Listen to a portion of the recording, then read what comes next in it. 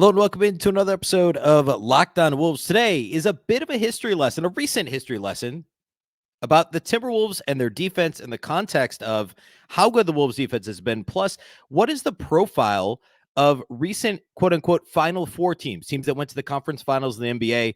How many of them are top-flight defensive teams? How many of them are offensive teams? I want to break that down and kind of look at where the Wolves in 2024 may fit into that list of teams. It's all upcoming. Welcome in.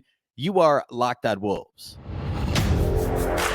You are Locked On Timberwolves, your daily Minnesota Timberwolves podcast. Part of the Locked On Podcast Network. Your team every day.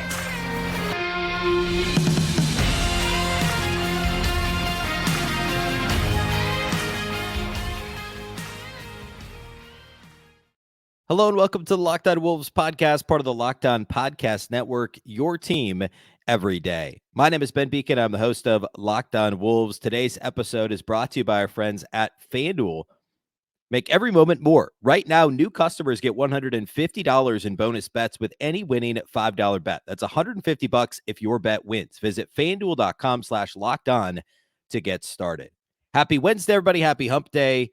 And today's a bit of a different show. It's the All-Star break. I wanted to take a full step back and look at the big picture of recent conference finals teams. And by recent, I mean the last 10 years. It's admittedly a little arbitrary, but it kind of captures the beginning of kind of sort of the end of the beginning of the three-point revolution, right?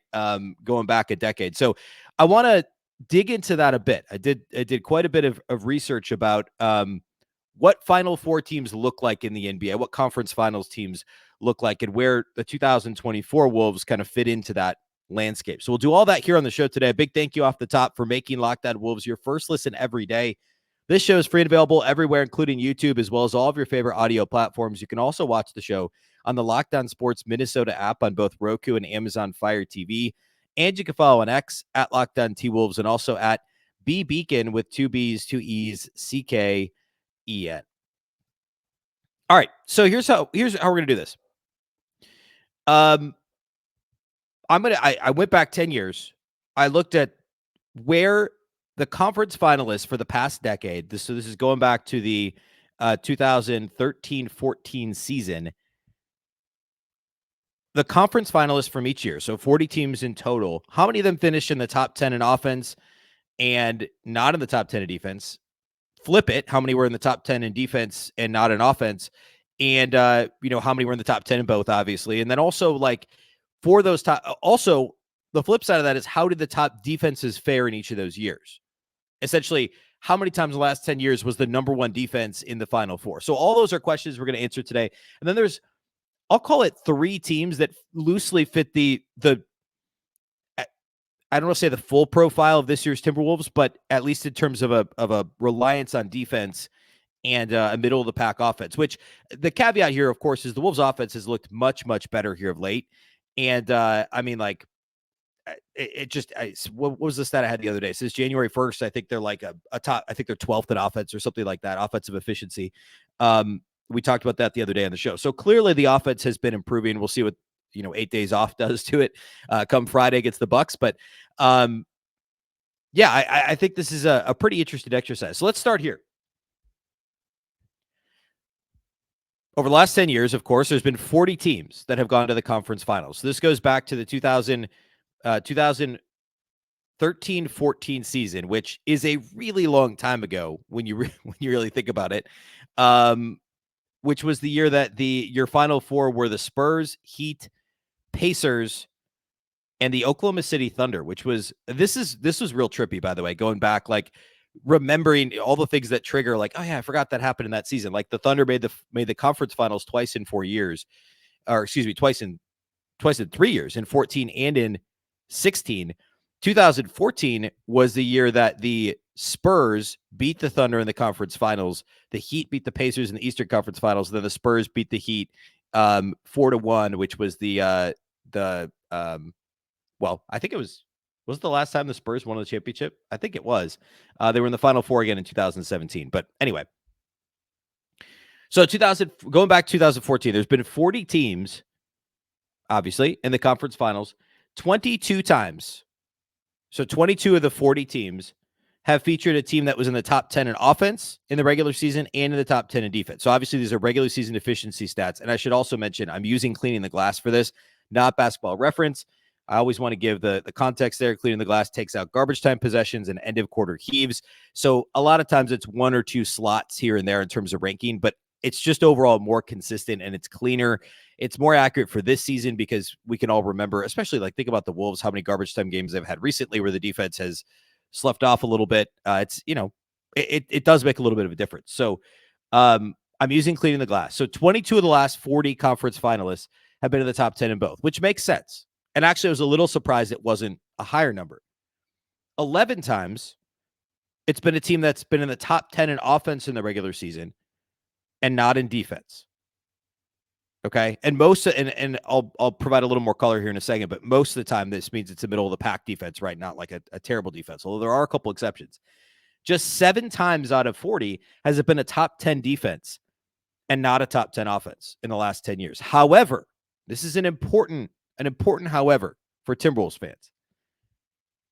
Of those 7 times, 4 of them have come in the last 2 years before this one.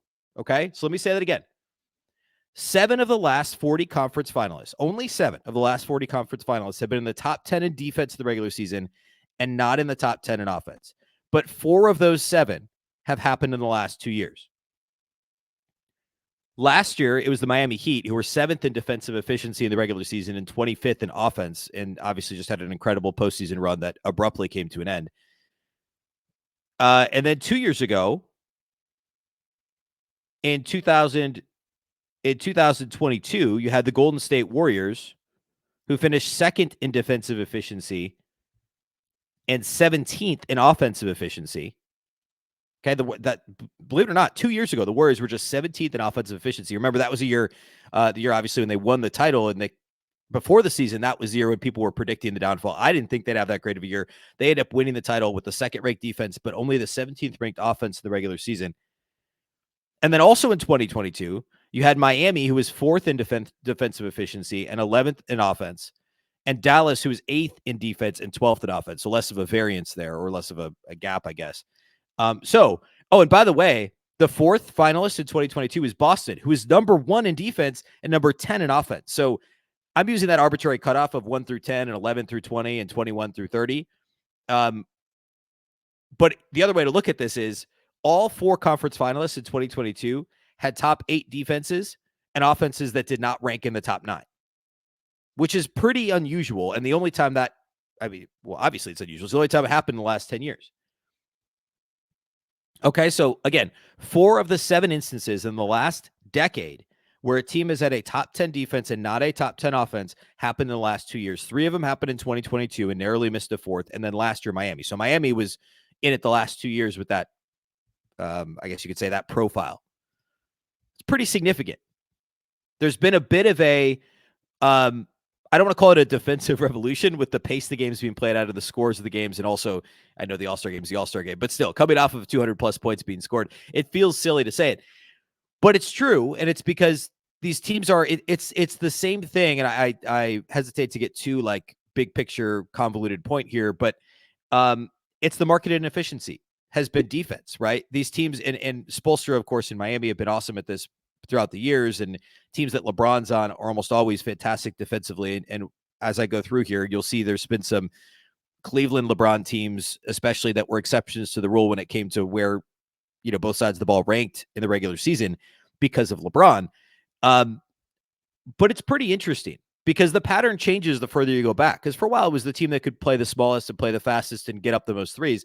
And then more recently, it's been kind of a blend. Like, which teams can also get a stop when it matters, which teams can have some interior defense, and which teams, like the 2023-24 Timberwolves, are forcing opponents to take the worst possible shots on the floor. Which teams are saying, hey, here you go. You can have, 16 to 21 footers all you want. We're not going to let you get a high volume of corner threes. We're going to protect the paint. Miami with Bam Adebayo, right? Boston with the way Boston's played the last several years.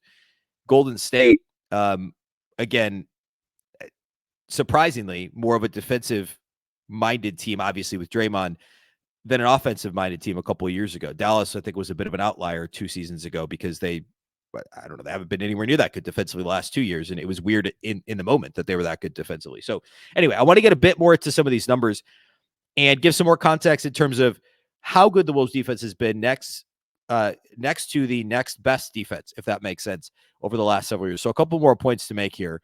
We'll do all that here next.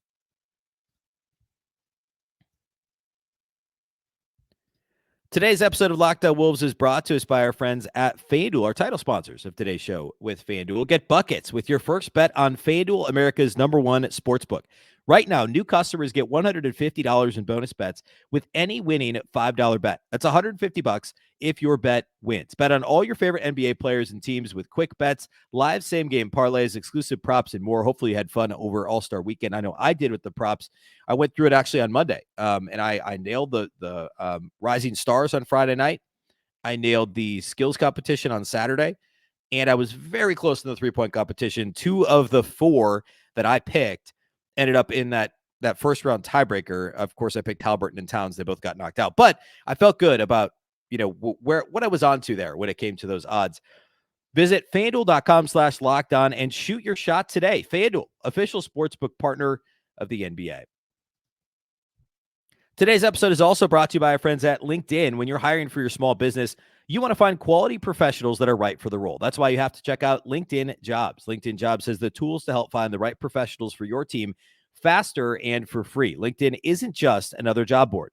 LinkedIn has a vast network of more than 1 billion, with a B, 1 billion professionals, which makes it the best place to hire. It gives you access to professionals you can't find anywhere else. LinkedIn does all that while making the process easy and intuitive. Hiring is easy when you have that many quality candidates. So easy, in fact, that 86% of small businesses get a qualified candidate within just 24 hours. LinkedIn knows that small businesses are wearing so many hats and might not have the time or resources to hire. LinkedIn is constantly finding ways to make the process easier. They even just launched a feature that helps you write job descriptions, making the process even easier and quicker. 2.5 million small businesses use LinkedIn for hiring. Add yours to that list today. Post your job for free at LinkedIn.com/LockedOnNBA. That's LinkedIn.com/LockedOnNBA to post your job for free. Terms and conditions apply.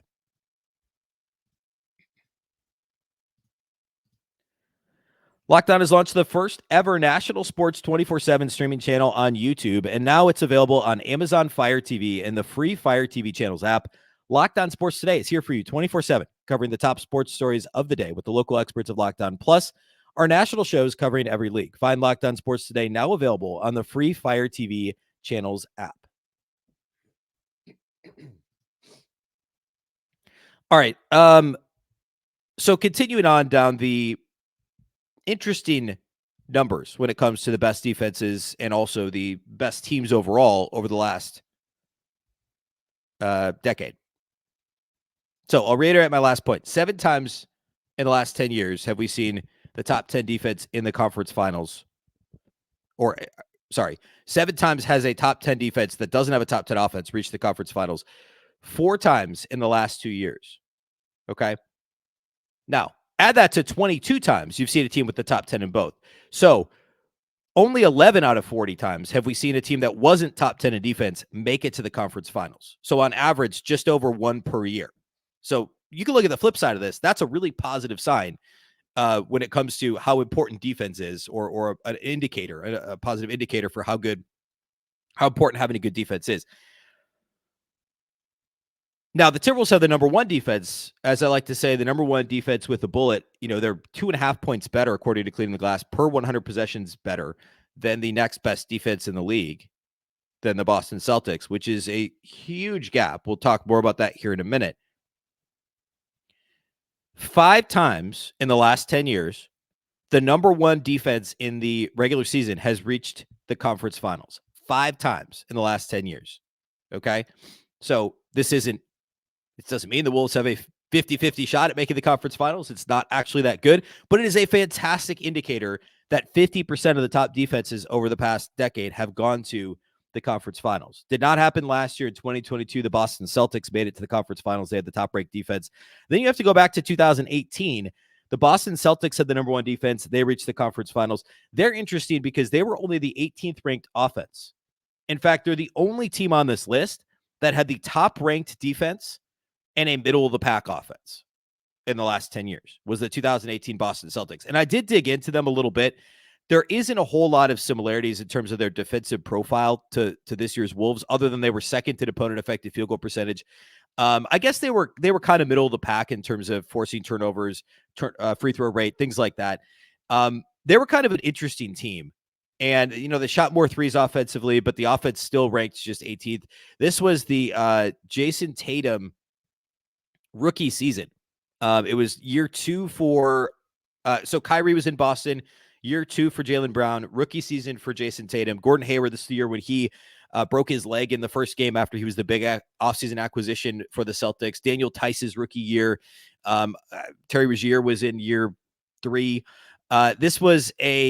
There are some similarities with that team's profile. They won 55 games in the regular season, which is kind of right around where the Wolves are pacing toward. They finished 6th in net rating that season. So 2018 Boston Celtics are interesting. We'll keep an eye on that here moving forward.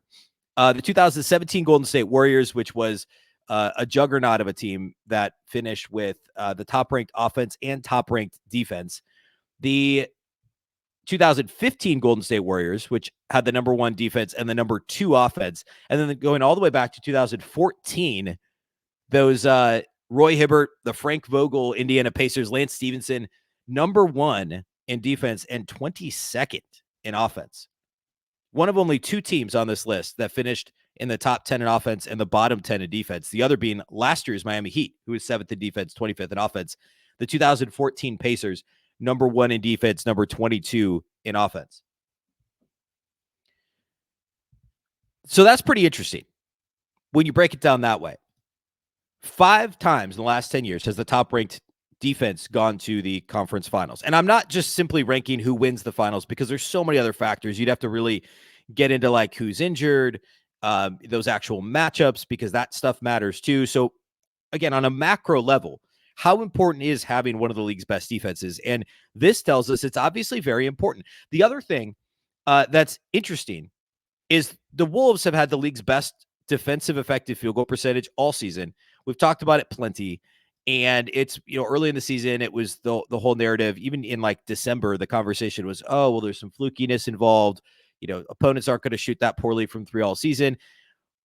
And my quick, I'll give 30 seconds on it. I've obviously given the much bigger explanation several times before. Sure, there's always a little bit of good fortune when it comes to opponents missing shots. It's like, but it's not exactly the same as opponents missing free throws, right? It's not opponent free throw percentage.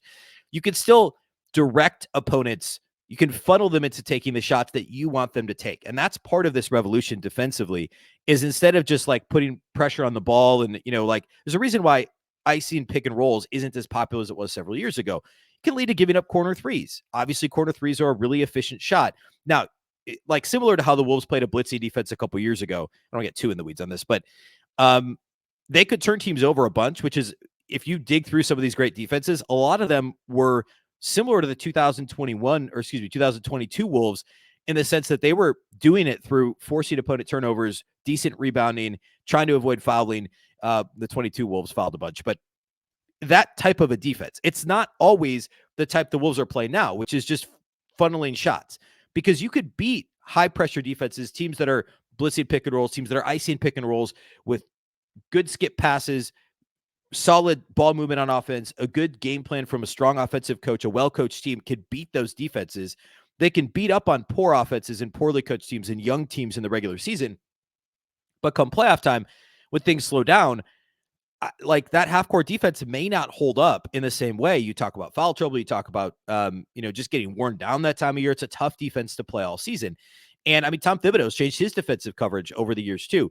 So things have obviously changed, but there's a pattern of teams that have the best defense also having the best or second or third best opponent effective field goal percentage. Now that makes sense. What, chicken or the egg, right? Like, of course, the best defense is going to probably do a pretty good job at not allowing opponents to shoot the ball well, but that's by design, right? It's not completely fluky. This year's Timberwolves, I'm not going to go super deep into the shot profile, but they give up a ton of mid-range jumpers by design. They don't allow very many corner threes. They do allow some above the break threes, because that's a better shot to allow than a corner three. And obviously the paint defense is awesome, both paint deterrence and opponent field goal percentage in the paint, because of primarily Rudy Gobert, but also the size behind him when he's playing up in pick and roll or in front of him when he's playing drop, whether it's the length of Karl-Anthony Towns, Naz Reid, Jaden McDaniels, Kyle Anderson. Like, they've just got so many long players that help support this defense, this defensive style that they're able to play. And there's a pattern of these teams that are really great at defense also having great effective field goal percentages. And I again, chicken or the egg, it seems obvious, right? But it's important to point out because that's been the theme all season for the Wolves. That's been the one thing, even when they struggled rebounding the ball early in the year, even when they've struggled with free throw rate here more recently, they've given up a lot more free throw attempts. They've fouled a lot more. What's been consistent is when opponents do get shots off, it's under duress, and it's usually the shot that the Wolves want them to take or would prefer that they take, over other shots. So all of that's by design. And throughout the last decade, we've seen that be a recurring theme for some of the league's top defenses. All right, I want to make a couple more points here, and again, get into kind of the gap between the Wolves and the second best defense compared to some of the other recent gaps, or I guess gaps in recent seasons over the last 10 years. So we'll do all that here next. Today's episode of Locked On Wolves is brought to us by our friends at eBay Motors. Passion, drive, and patience. What brings home the winning trophy is also what keeps your ride or die alive. eBay Motors has everything you need to maintain your vehicle and level it up to peak performance. From superchargers, roof racks, exhaust kits, LED headlights, and more, whether you're into speed, power, or style, eBay Motors has got you covered. With over 122 million parts for your number one ride or die, you'll always find exactly what you're looking for. And with eBay Guaranteed Fit, your part is guaranteed to fit your ride every time or your money back. Because with eBay Motors, you're burning rubber, not cash. With all the parts you need at the prices you want, it's easy to turn your car into the MVP and bring home that win. Keep your ride or die alive at ebaymotors.com. Eligible items only, exclusions apply. eBay Guaranteed Fit only available to U.S. customers.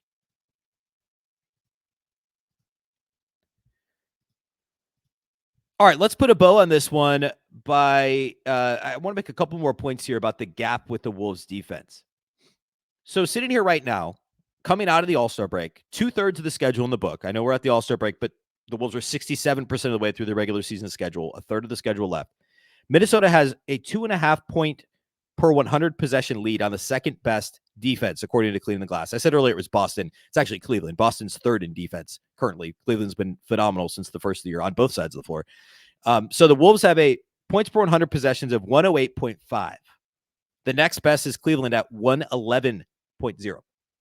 Boston's after that at 111.8. And by the way, then another drop off. So another way to look at this, and actually I probably could have done this math through the years. It would have been pretty interesting. The difference between the number 1 and 4 defenses, which is arbitrary, but insane. The fourth ranked defense is 4.4 points per 100 possessions behind the Wolves. That's the Thunder. Now, it's not apples to apples when you compare the actual number, which is why I'm comparing ranking, because obviously every year changes, but you go back and there were a couple of these teams going back 9-10 years, some Spurs teams that were under 100 points per 100 possessions, that's not happening ever that's just not ever going to happen with the proficiency of 3-point shooting. Anecdotally, it's not completely anecdotally, but look at the 3-point contest, right? Every single player in the 3-point contest last Saturday scored 20 or more points in the first round. I don't know that that's ever happened before. It was crazy. All that to say, the point here is the Wolves defense has been phenomenal all season. Only one time in the last 10 years has there been a team that finished with a gap that was bigger between the number 1 and number 2 ranked defenses than where the Wolves sit right now. Now the season's not over, and I get that, and it could shrink. But only one time has there been a team that finished with a greater gap, and that was the 2016 San Antonio Spurs, 2015-16 Spurs, who were 67-15 in the regular season. They were first in defense, fourth in offense, and number 1 in net rating, as you might expect. They were phenomenal. They swept the Memphis Grizzlies in the first round. And I believe this was actually like the year after, if I'm not mistaken. I'm going to look real quick. I guess it wasn't the year after that. I was going to say, I thought it was the year after they lost to the Grizzlies in the first round. Anyway, it was around that time. But 2015-16, they swept the Grizzlies in the first round as the number 2 seed. And then in the second round, they lost to the OKC Thunder as a 67-win team. They lost in the second round in 6 games after sweeping the first round. So this is a bit of a cautionary tale. Now, the Wolves aren't going to win 67 games this year, and they're not the number 4 offense. So they're not going to be quite as dominant overall as a team, most likely, unless they just go nuts over the last few weeks, heading into the playoffs. But as a number 2 seed, sweeping the 7 seed Grizzlies and then losing in 6 in the second round, that's a cautionary tale for Minnesota. But this team was the number 1 defense. They were 3.1 points per game better. Excuse me, not points per game. 3.1 points per 100 possessions better than the next best defense that season. And again, 4th in net rating and 4th in offense. And actually, 4th in offense. And actually, first in net rating, 4th in offense. They were 3.3 points better. No, they were 4.3 points better. I wrote that down wrong. Than the next best team, and that was the Atlanta Hawks. Okay. Which is also surprising in 2015-16. So that Spurs team that wasn't on my list earlier. They did not make the conference finals. They lost in the second round, but they were 3.1 points better than the next best defense. Okay. Their effective field goal percentage was only 0.2 points better than the next best. And I want to talk more about that in a second. The only other team that's in the same neighborhood, and by that I mean greater than 2 points better than the second best defense, was the 2019-20 Milwaukee Bucks. Another team that did not make the conference finals. Now, that was the bubble season. Caveats apply. The team that was in the bubble wasn't necessarily the same team playing in the same way. And I'm not an expert on the 2020 Bucks, so I couldn't tell you what the exact trajectory of their season was. But they were the league's best defense in 2019-20, and they did not make the conference finals. And they were 2.2 points better than the next best defense, which was the Toronto Raptors, who also, by the way, did not make the conference finals. It was the year after the Raptors won the championship. So Milwaukee had the number 1 defense, the number 6 offense, the number 1 net rating. And that year's Milwaukee team they were the number 1 seed in the East, beat the Magic in 5 in the first round in the bubble, but lost in 5 to the Miami Heat that year. Okay. So the only 2 times there's been a team that has had a net rating advantage a defensive rating advantage over the second best team, nearly as wide or wider than the Wolves' current 2.5 point advantage. Both of those teams lost in the second round of the playoffs. One was a 2 seed, one was a 1 seed. Okay. Doesn't mean that's going to happen. I'm just putting that out there as historically what has happened in the last 10 years in terms of some of these really good defenses. Now, 2016 was a very different year. 2020 was a weird year. But I think it's important to point that out. The other teams that were number 1 defenses had very narrow margins. So I listed these earlier. The 22 Celtics, they were only 0.7 points better than the next best net rating team. The 2018 Celtics, 0.4 points per 100 possessions better, number 6 in net rating. The 2015 Warriors were number 1 in net rating because they were first in defense and second in offense. They're only 1.4 points better than the next best team. The 2017 Warriors, who finished first in both offense and defense, they were actually tied with San Antonio for first in defense, and both of those teams were 1.8 points better. So nearing that 2-point threshold. Go all the way back to 2014, that Pacers team that was 22nd in offense and number 1 in defense, they were only 0.9 points better per 100 possessions than the second best team. So again, only one time in the last 10 years there's been a team there's been that wide of a gap between the first and second best defensive teams. The 16 Spurs, they lost in the second round. The only other time is the neighborhood of 2 points. The Wolves are at 2.5 right now. Was the 2020 Bucks that lost in the second round of the bubble playoffs, and then the 1.8 margin for that Warriors team in 2017, which I don't want to say that's necessarily an outlier, but those Warriors teams were something. So what's the takeaway here? Defense wins, right? Half of the time, the number 1 defense has gone to the conference finals over the last 10 years. That's the number 1 takeaway. The second takeaway is you could still win with a great defense and a so-so offense. But if you can have a top 10 in both, more than half the time over the last 10 years, conference finalists have been a team that's been in the top 10 in offense and defense. But if you're that dominant in one area, you're very likely to drag your lesser unit to the conference finals. And I will again reiterate, the Wolves' offense has been improving. We'll see if that continues, but it's been headed in the right direction, and I tend to think that's going to continue based on what the last few weeks have looked like on the floor for Minnesota. Just going beyond the numbers, the eye test from the last few weeks shows decision-making's improved from Ant. Having Monte Morris is going to help in a couple different ways. Just overall, it's encouraging that the Wolves are trending in this direction. All right, this is a list we'll revisit. Of course, every time there's a couple days in between games, we'll kind of go back and look at, hey, where does the Wolves defense rank now? What does that net rating look like now compared to the next second, third, fourth best teams in the league? Or defensive rating, and then also the net rating, which, by the way, is still up to second in the NBA. The Wolves net rating is right now. Okay, that's all we have for you today. Thursday show, we'll do a bit more big picture stuff. We still have another day in between here before Friday. We'll preview that Bucks game Friday night. Friday, by the way, the ESPN's doing a whole deal. They're like embedded with the Wolves all day. I'll talk about that a little bit on Friday, but there's going to be tons of ESPN Wolves related content, for better or for worse, on Friday. So we'll talk more about that then. Otherwise, that's all we have for you today here on the show. A big thank you for making Locked On Wolves your first listen every single day. Of course, this show is free and available everywhere, including YouTube, as well as all of your favorite audio platforms. Wherever you like to listen to podcasts, you can find Locked On Wolves. You can also watch on the Locked On Sports Minnesota app on Roku and Amazon Fire TV. And you can follow on X at Locked On T-Wolves and also at Beecken with 2 B's, 2 E's, C-K-E-N. Of course, the Locked On Wolves podcast is part of the Locked On Podcast Network. Remember, the Locked On Network is your local experts on all the biggest stories.